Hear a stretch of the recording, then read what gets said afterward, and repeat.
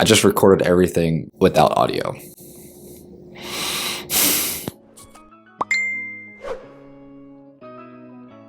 Welcome back to the channel, guys. My name is Amit, and in today's video, we're going to be talking about the 8th-month update of the hair transplant that I got from Turkey. For those who don't know, I had an FUE hair transplant from Vera Clinic in Istanbul, Turkey, and I had 6,100 grafts extracted from my donor area and placed onto my hairline and mid-scalp. I've been basically documenting my entire journey on this channel from the start of the hair transplant up until today's video. Along the way, I have been providing as many tips as I can to you guys to hopefully inspire or motivate anyone who is looking to get a hair transplant or anyone who has already gotten a hair transplant and they just don't really know what to do. I find that there's not that much information out there about someone who's just gotten it and talking about it every day, so that's what I'm here for. Hopefully these type of videos give you some sort of value and you enjoy it. If you do, definitely consider liking and subscribing and joining the family to follow me get a full head of hair. I also have a little life update that I'd love to share with you guys, but I've left that at the end of the video. Definitely do stick around till the end to find out what's going on. So for the update, you can see from my hair right now, it's looking pretty good. It's pretty short and neat. That's only because I just got a haircut. I have some videos that I wanted to show you guys before I got the haircut, which was basically yesterday. And I wanted to show you guys how it looks right now. As you can see from the videos, the hair still looks very thick. And that's one thing that I realized about this entire hair transplant procedure, that after a certain month, your hair just rapidly and continuously grows. And it's not like you want it to not grow. You want it to grow, obviously, but it just grows at a rapid rate. And at least for me personally, it's been great. I've enjoyed having this long hair, but at the same time I was like, okay, I need to trim it a little bit. It's getting a little out of hand. I just got a haircut. I even made a video showing myself get a haircut the previous time, so if you're interested in seeing that video, definitely check it out.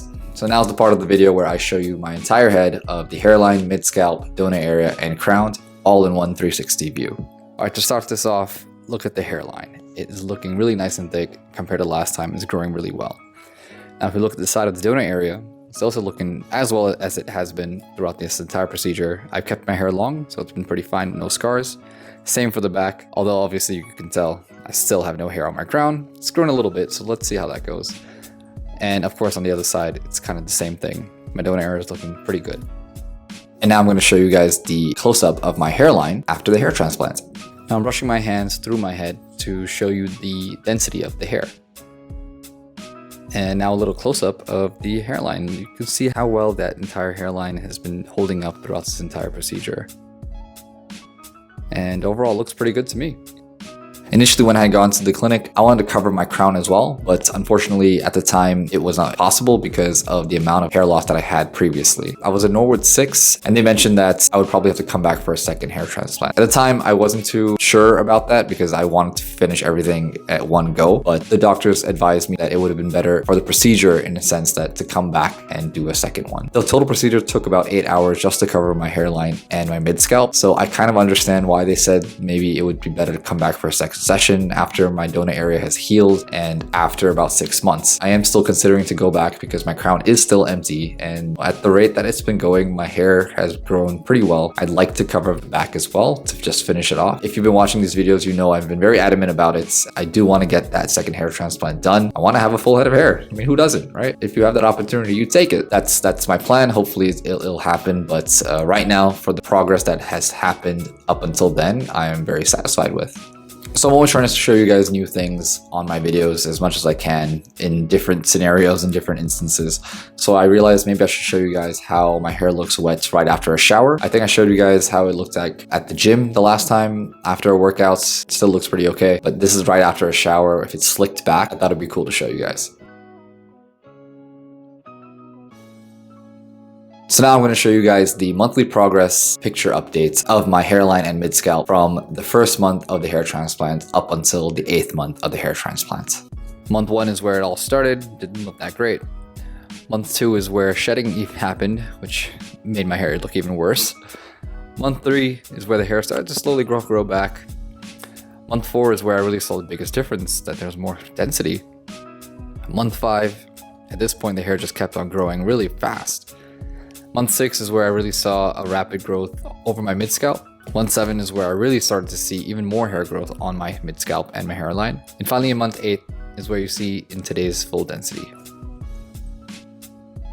All right, now I wanted to talk a little bit about the Aftercare update that I'm taking currently. For the past couple of months, I've been continuously taking the GF Serum, the hair spray, and the GF Shampoo, all provided by the clinic that I went to. And so far, they've been great. The one thing is that to be aware of whenever you go to any of these clinics in Turkey, that they will most likely try to upsell you of their products right after your hair transplant. And of course, at the time, we don't really realize what they're trying to sell us or how much of it they're trying to sell us. Initially, when I went there, they offered me a 6-month supply of all of the items, and I ended up only taking 1 or 2 months of a supply of it. And quite frankly, they've lasted me all these 8 months. Like the GF Serum just finished for me, as well as the hair spray. Of course, you use it sparingly. They tell you to use as much as you can, but that's only their way of upselling to make you buy more of the product. I've used it sparingly and my hair has turned out pretty okay. I'm not going to sit here and say my hair is terrible right now, but the point is that you can definitely get it because we as customers to them don't also understand what we need out there unless you've already done your research. I took what they offered initially because of the sheer fact that I didn't really know what to take afterwards. So I ended up just buying a couple of months supply and seeing how it went. But now that it's over, I would like to find another alternative to the serum at least. So if you guys have any suggestions on what type of oils or what I can use as a replacement serum for my hair, let me know in the comments below because I would love to hear from you guys. So the next thing I want to talk about is Minoxidil and Finasteride. So my Minoxidil also just actually finished up, which is why I found a different product called Growplex. I'm always open to trying new things to see what works and what doesn't. Currently, I found Growplex a couple months ago, and it's a 5% Minoxidil based product and as well as a DHT blocker. It's been working for me for now. I've applied it every day and night on my crown. I've even made a video talking about it. If you're interested, definitely check that out. I also have links in the description if you are interested in getting the product. I am also still using Finasteride. I take 1.25 milligrams every day in the morning. I know a lot of people are like, why are you taking that much? The truth is that it's just cheaper and more affordable to get a 5 milligram prescription of Finasteride and cutting that into 4, then that makes it 1.25 milligrams. It's not that big of a deal taking that little bit more. I've already spoken to my doctor about it and he said that amount is very minuscule. It's not going to make any big difference or effect. So I'm still okay taking it. But eventually, maybe one day I wanted to go down to maybe 0.5. But for now, 1.25 is working for me and I haven't had any side effects. So I'm going to still continue taking it